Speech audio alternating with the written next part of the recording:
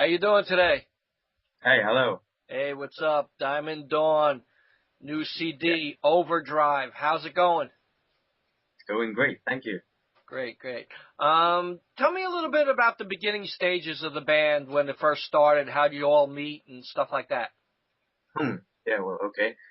I met Alex, the singer, in high school in 2010, and well, we instantly had this connection, both as persons and also on the musical level, and we definitely felt that we had the same kind of goals in what we wanted in music.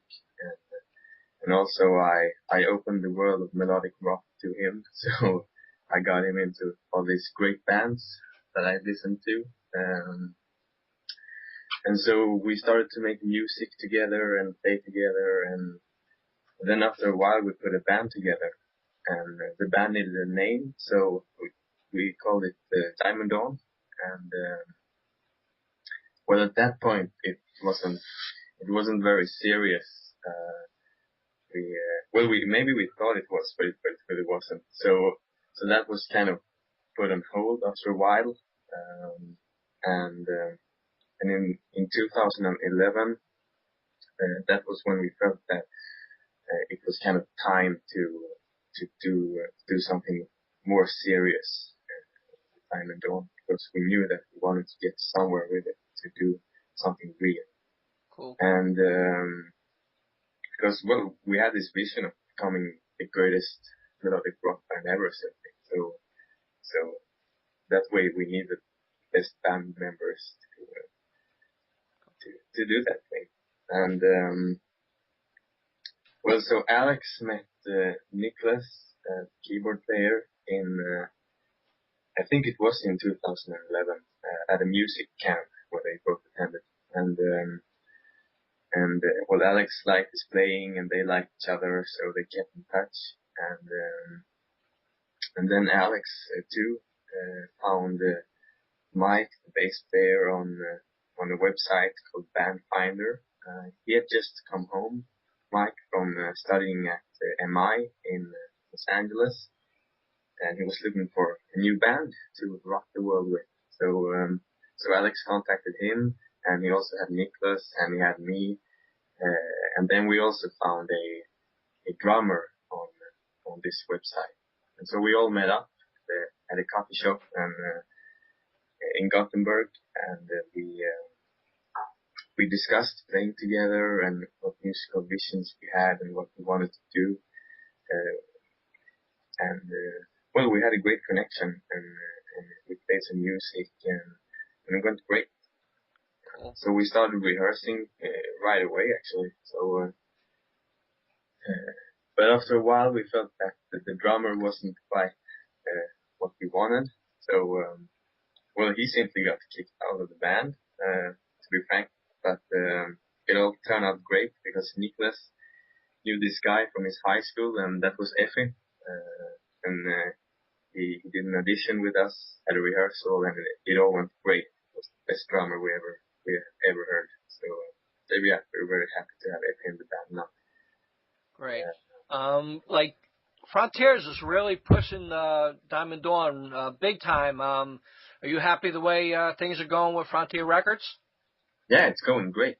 We were really happy when they contacted us and wanted to work with us, and it's going really smooth. You might think that well, it's kind of a hard thing dealing with your record label if it's in another country and like that. But it's really a great way of working because it's all very organized, and you can contact them via email or phone if you want to anytime. It's no problem, communication and like that. Did they give you any stipulations of things you can do and can't do? Not that much. Not that we think of or can sense. We haven't felt restrained yet. So Cool. Did you take guitar lessons in the beginning stages? did I do that? No, I've never taken guitar lessons. I started playing when I was when I was 8, I think it was. Yeah. And I just because my brother and my father, they both played guitar, so it just was quite a natural thing to start doing because I had all these guitars and amps around me, so it was a fun thing to begin doing. Right, right. Like you just mentioned before, before you got together, you listened to a lot of melodic rock. What did you listen to? Yeah, well, it all began when I was about 13 years old, and I discovered bands like, classic American bands like Rat and Duck and great bands like those. And then it just went on from there, and I started listening to Europe and Firehouse, just all these great bands from the 80s, early 90s that released so many great records. But then later on, when I was about 16, 17, I got more and more drawn into the kind of AOR part of the melodic rock genre. So, it's hard to kind of name particular bands, but I guess it's always been kind of the same bands. Right now, for instance, I'm really into and listening much to Saraya and Danger Danger and FM. Yeah, well, you get the picture. Wow. Wow, that's a lot of people I actually photographed and know pretty well with Yeah. Okay. Saraya and my good friend Ted Poley. Yeah. I talk to him on a daily basis. But like right now, a lot of people are looking to Sweden and Finland as two of the major, entities now in music. Like you used to listen to people from the United States. Now everybody in the United States is looking to Sweden and Finland. Why? Yeah. Why? I have no idea really. I guess it's just kind of a domino effect. You have all these great bands over here, and there's been lots of great bands that have begun playing over here, and they have become big, and then people over here have seen those bands, and you feel that that's a great thing. I would love to do that too, and it's right here. So people just begin doing it, and like I guess it's kind of a chain reaction. I don't have any better answer. If it's not something in the water or something, I don't know. Like in the United States now, like all the bands, well, not all the bands, but many of the bands from the 80s are like all coming back, like Danger Danger, Trickster, Taiketo, all them. And like no one's really looking to the future with new bands over here. And then, like I said, they're looking over by you guys, for the direction now, and it's just amazing how many good bands are over there, compared to the United States now. But congratulations on that, and congratulations on Overdrive, the debut CD. Tell me a little bit about the recording of the album. Yeah, well, first of all, thanks. Very nice of you to say so. Well, the recordings began in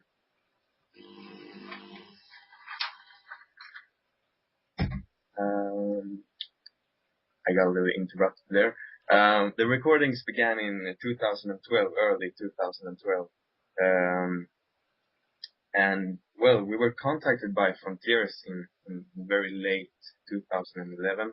And so we began the making of the album in early 2012. And that went on for all of 2012. That's why we didn't get to release the album until early 2013. But well, we began the pre-production in the spring of 2012, and then in like March, I think, we did the drums with Philip Kusner, the guy who mixed the album, and at his house, and then we recorded the guitars and bass at a studio here in Gothenburg. During the summer, and in late summer we did the vocals at Alex's house. So we recorded very much of it all at our own places, and all of the programming is done like in our own demo studios. And then the material was sent over to Philip Kostner, who is based in, well, he's originally from Gothenburg, but he now lives in Stockholm. So that's where he did the mixing, and we just sent lots of files back and forth. And listen to this, what do you think of this, and that kind of stuff. And then in the end, we went up to Stockholm, the band, and we met up with Philip and did the last polishing touch, and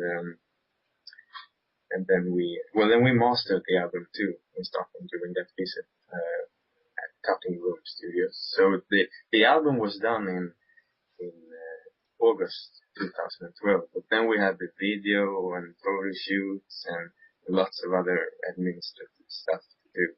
So that's why we didn't get to release the record out now.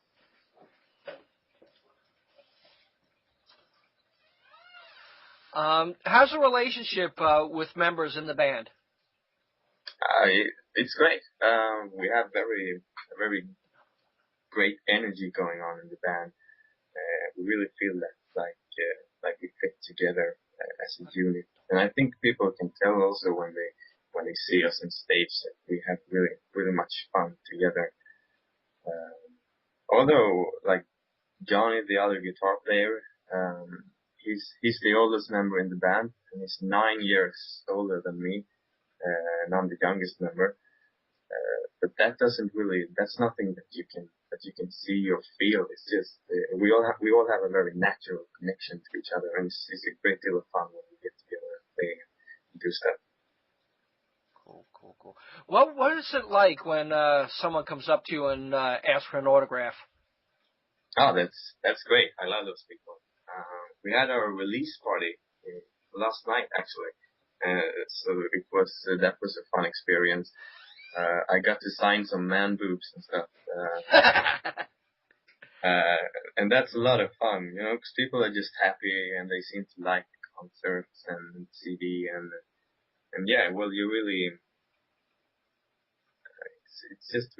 I can't describe it really. It's just a lot of fun, and I'm very thankful that people seem to like the album. Very grateful for that. Cool. So what is the goal for the band?